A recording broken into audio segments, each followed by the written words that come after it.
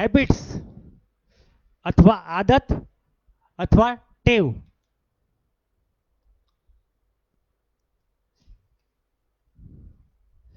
Habits એટલે શું? Habits means એની regularly repeated behaviour, જે વારંવાર કરવાના આવતું હોય, નિયમિત કરવામાં આવતું હોય રેગ્યુલર, તેવા વર્તનને હેબિટ્સ કહેવામાં આવે છે. They requires little or no thought. આ કરતી વખતે આપણે બહુ થોડું અથવા બિલકુલ વિચાર કરવો પડતો નથી.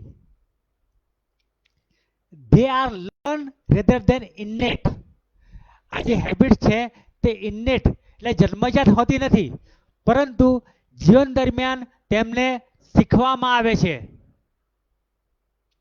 એ habit can be part of any activity. આપણા જીવનની કોઈ પણ પ્રવૃત્તિ આપણી હેબિટ બની શકે છે. May be from eating and sleeping to thinking and reacting. એટલે કે નાનામાં નાની બાબત ઇટિંગ એટલે ખાવું, ઊંઘવું, ત્યારથી માંડીને વિચારવું, પ્રતિભાવ આવવો, દરેક બાબતોની હેબિટ હોઈ શકે છે. Habit is an A custom way of doing thing. Habit એટલે એ કસ્ટમ એટલે સ્વાભાવિક રીતે આપમેળે કરવાની બાબતોને હેબિટ કહેવામાં આવે છે. Habits are said to have three characteristic. Habit છે તે 3 પ્રકારની લક્ષણો ધરાવે છે. પ્રથમ બાબત છે habits are acquired through repetition. Habit એ જન્મજાત હોતી નથી, પરંતુ તે એક્વાયર્ડ એટલે મેળવવામાં આવે છે કોઈ પણ વસ્તુ વારંવાર રિપીટ કરવામાં આવે તો. બીજી બાબત છે હેબિટ્સ આર ઓટોમેટિક. હેબિટ એ ઓટોમેટિક એ આપમેળે થાય છે, એને વારંવાર યાદ રાખવી પડતી નથી. ત્રીજી બાબત છે habit can B perform only under સિમિલિયર circumstances. અમુક ચોક્કસ પ્રકારના સંજોગોમાં જ હેબિટ કરવામાં આવે છે. દાખલા તરીકે આપણે આંખમાં કંઈ પડે તો ઓટોમેટિક આપણે આંખ મચોડીએ છીએ, તો એ ચોક્કસ બાબતમાં જ બને છે. એ ના પડે આંખમાં તો આપણે આંખ મચડતા નથી. આ હેબિટની 3 મુખ્ય લક્ષણો છે. Habit formation. હેબિટનું બંધારણ કેવી રીતે થાય છે? Habit is an automatic response to a specific situation. કોઈ પણ ચોક્કસ બાબતને આપણા તરફથી આપમેળે મળતા પ્રતિભાવને હેબિટ કહેવામાં આવે છે. Habits R form. હેબિટ બનાવવામાં આવે છે. They are of many kind. Habit ઘણા પ્રકારની હોય છે. દાખલા તરીકે habit related to food, sleep, addiction વ્યસનો, ઇન્ટેક ઓફ ડ્રગ્સ દવા લેવી વગેરે. There are both good and bad habits. Habit સારી પણ હોય છે, હેબિટ ખરાબ પણ હોય છે. Good habits promote health. સારી હેબિટ, સારી ટેવો એ આરોગ્યને પ્રોત્સાહન આપે છે. Bad habits may ruin health. જે ખરાબ ટેવો એ હેલ્થને, આરોગ્યને બગાડે છે. દાખલા તરીકે એડિક્શન્સ વ્યસનો કરવાતે. ધેરફોર તેથી cultivation of good habit is desirable. તેથી સારી આદતો પાડવી, સારી ટેવ પાડવી તે યોગ્ય છે. The physiological basis is related to our nervous system. આ જે હેબિટ છે, ટેવ છે, એ જે બને છે તેના માટે આપણું નર્વસ સિસ્ટમ, ચેતાતંતુ એ જવાબદાર છે. તે પ્રમાણે when an active repeated more number of times. જ્યારે કોઈ પણ કાર્ય અનેક વાર કરવામાં આવે, a clear nervous connection form. આપણા ચેતાતંતુઓ છે ત્યાં દ્વારા એક રસ્તો બની જાય છે, લીડિંગ ટુ પથવે. તે એક રસ્તો તૈયાર કરે છે. This makes smooth shifting of nerve energy. આના પરિણામે જ્યારે વારંવાર એકને એક બાબત કરવામાં આવે ત્યારે એ સ્મૂથ રીતે, આરામદાયક રીતે થાય છે. સેન્સરી મોટા નર્વ એ તેનો રસ્તો હંમેશા માટે તૈયાર કરે છે. દાખલા તરીકે આપણે જંગલમાં ઘાસમાં જતા હોય તો પહેલી વાર જઈએ તો રસ્તો દેખાય નહીં, બીજી વાર જઈએ તો તો ઘાસ ઉખડી જાય, ત્રીજી વાર જઈએ તો ઘાસ નીકળીને માટી બની જાય અને પછી આપણે એ રસ્તો યાદ રાખવો પડતો નથી.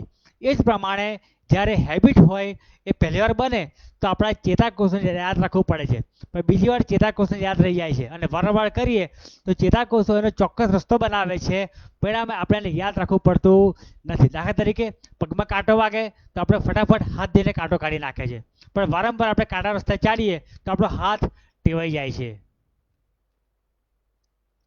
Factors involve in habit formation. Habit બનાવવા માટે જરૂરી પરિબળો. Habit formation should being early in childhood. બાળક જ્યારે નાનું હોય ત્યારે જ તેને હેબિટ વિકસાવવી જોઈએ, નાની ઉંમરમાં જ હેબિટ પડી જોઈએ. When the child has not yet form any habit. કારણ કે આ ઉંમરમાં હજુ સુધી બાળકે કોઈ પણ હેબિટ પાડી નથી હોતી. It receptive to all ઇન્ફ્લુએન્સીસ. આ ઉંમરમાં બાળક બધી પ્રકારની ટેવો મેળવવા માટે તૈયાર હોય છે, તેનું મગજ કોરી સ્લેટ જેવું હોય છે. Habit are form by frequent repetition. Habit પાડવા માટે વારંવાર તેને રિપીટ કરવી પડે છે. It takes time to form habit. Habit પાડવા માટે ટાઈમની જરૂર પડે છે. Habit cannot be form overnight. કોઈ પણ હેબિટ એ ઓવરનાઇટ અથવા તાત્કાલિક બનતી નથી. There should be strong emotional stimulus to form habit. કોઈ પણ હેબિટ પાડવા માટે સ્ટ્રોંગ ઇમોશનલ બાબત હોવી જરૂરિયાત છે. દાખલા તરીકે ટેકિંગ અ વાવ, એટલે કોઈ પણ પ્રતિજ્ઞા લેવી કે ચોક્કસ હું આમ કરીશ જ. રિવાર્ડ, અથવા આમ કરીશ તો મને બદલો મળશે. અથવા રિકોગ્નિશન, અથવા બધાની વચ્ચે મને માન મળે, માન્યતા મળે. આ થાય તો જ આપણને હેબિટ પાડવા માટે પ્રોત્સાહન મળે છે. દાખલા તરીકે બાળકને આપણે કહીએ કે તમે રોજ સવારે 8 વાગે ઉઠીને વાંચશો તો વાંચ્યા પછી કલાક પછી તમને ચોકલેટ મળશે, તો એને રિવોર્ડ કહેવાય. બરાબર. Good habits kill bad habits. સારી હેબિટ એ ખરાબ હેબિટનો નાશ કરે છે. The best way to break bad habit is to cultivate good habit. જો આપણામાં કોઈ ખરાબ આદત હોય એનો નાશ કરવો હોય તો સારામાં સારી બાબત છે કે આપણે સારી હેબિટ પાડીએ. Habit build up human personality.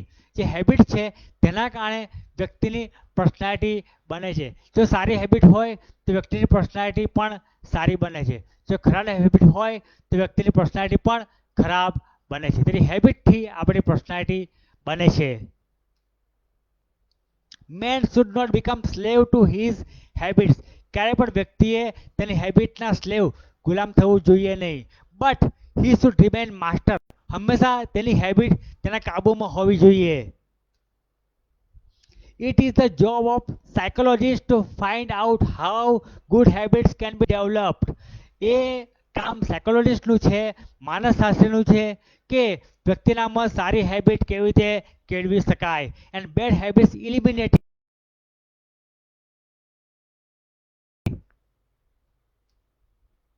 Type of habit. હેબિટના વિવિધ પ્રકારો. Habit are divided into 3 types. બધી હેબિટને મુખ્ય 3 પ્રકારમાં વહેંચવામાં આવે છે. Number 1, motor habits or bodily અથવા શરીરને લગતી habits. These habits refer to muscular activities of individual. આ જે હેબિટ્સ છે તે કોઈ પણ વ્યક્તિની શરીરની અથવા સ્નાયુઓને લગતી પ્રવૃત્તિઓ પર અસર કરે છે.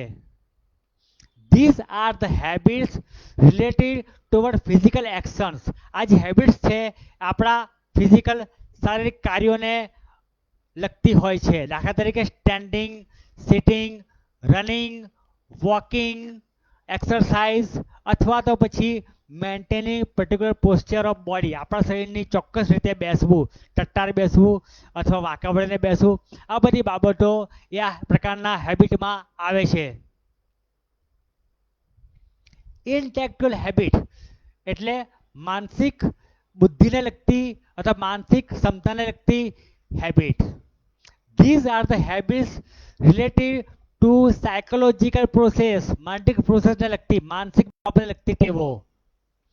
This habits required our intellectual abilities. આ હેબિટ પાડવા માટે આપણે માનસિક રીતે ક્ષમતા ધરાવતા હોવા જોઈએ. સચ ગુડ ઓબ્ઝર્વેશન.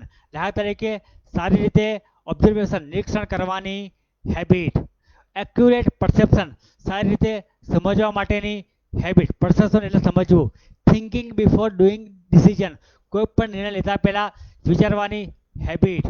આ બધી વસ્તુઓ માનસિક ક્ષમતા પર આધાર રાખે છે. ત્રીજી બાબત છે કેરેક્ટર ઓર ઇમોશનલ હેબિટ. આપણા કેરેક્ટરની અથવા ચારિત્રને લગતી અથવા લાગણીને લગતી habit. We express some of our characters in form of habits. અમુક આપણું કેરેક્ટર છે તે આપણે હેબિટના રૂપમાં તેને બીજાની સમક્ષ રજૂ કરીએ છીએ.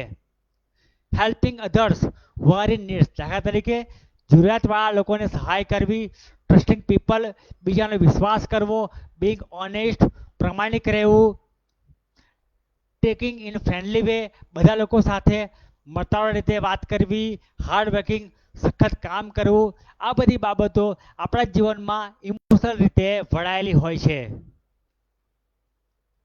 This habits will have essence of feeling.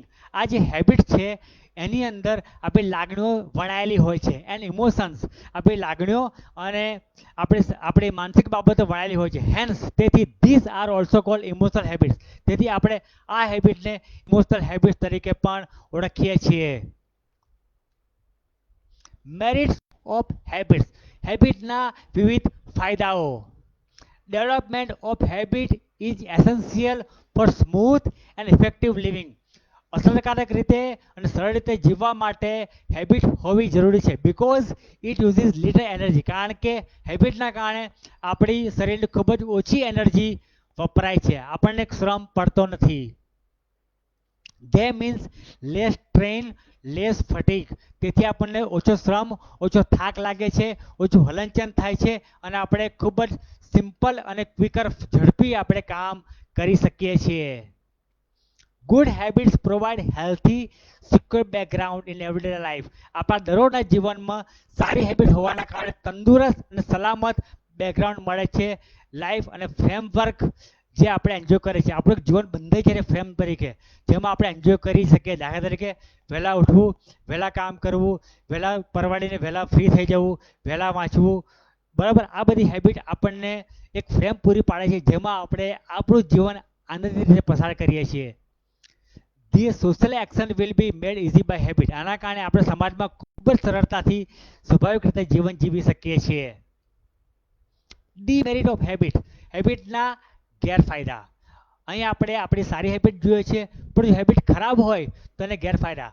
Habit can control us to such extent. Habit આપણને એટલી હદે કાબૂમાં લઈ લે છે કે આપણે તેના સ્લેવ ગુલામ બની જઈએ છીએ.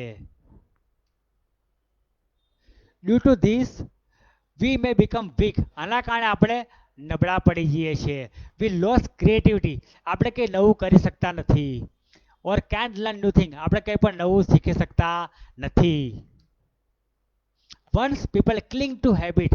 એકવાર વ્યક્તિ કોઈ પણ ટેવના બંધાણી બની જાય છે ત્યારે there behaviour pattern effect highly. તેમનું વર્તન ખૂબ જ ઊંચી રીતે અસર પામે છે. And disturb. તેઓ પોતાના જીવનમાં ડિસ્ટર્બ થઈ જાય છે અને તેનું જીવન મિકેનિકલ જાણે કે મશીન જેવું થઈ જાય છે. પછી તેઓ તેમની જ હેબિટના સંપૂર્ણ ગુલામ બની જાય છે. તે ક્યારેય તેઓ હેબિટને બહાર નીકળી શકતા નથી. In the old people. અત્યારે ઘણા લોકો they have certain habit of sleeping eating. તેમના જીવનમાં મોટી ઉંમરના કારણે અમુક હેબિટ જેવી કે ઊંઘવું, ખાવું વગેરે તેમના જીવનનો ભાગ બની ગયો છે. They feel resentful and distress when force to change. જ્યારે મોટી ઉંમરે તેમને આમાં પરિવર્તન આવે છે ત્યારે તેમને ખૂબ જ દુઃખ થાય છે, ખૂબ જ તણાવ આવે છે. તેઓ આ ટેવ બદલી શકતા નથી. ફોર્સિબલ ચેન્જિંગ ઓફ સચ હેબિટ્સ. જો આવી હેબિટને જબરજસ્તીથી ફોર્સથી બદલવામાં આવે તો become cruel and result in negative way. તે ખૂબ જ ક્રુઅલ થઈ જાય છે અને પરિણામ તેના ખરાબ આવે છે. The drunkard and drug addict people will have this type of habits. દારૂ પીનારા લોકોનામાં વ્યસનોમાં આ પ્રકારની હેબિટ હોય છે કે જ્યારે તેમને ચેન્જ કરવાની થાય ત્યારે તેમને ખૂબ જ તકલીફ પડે છે. રિમેમ્બર. યાદ રાખો. Habit are the time and energy saving technique. હેબિટના કારણે આપણો સમય અને ઉર્જા શક્તિ બચી જાય છે. Habit are learn behaviour. Habit એ શીખવામાં આવે છે. Habit are record mode of behaviour. Habit એ વારંવાર બનતું આપણું વર્તન છે. આ ચેપ્ટરમાંથી વારંવાર આઈએમપી પ્રશ્ન પૂછાય છે. આ અંગે તમે અભિપ્રાય કમેન્ટ બોક્સમાં આપી શકો છો. આ લેક્ચરની પીડીએફ ફાઇલ તમે નીચે ડિસ્ક્રિપ્શનમાં આપેલ લિંક દ્વારા ડાઉનલોડ કરી શકો છો. આ ચેનલને સબસ્ક્રાઇબ, લાઇક અને શેર કરશો.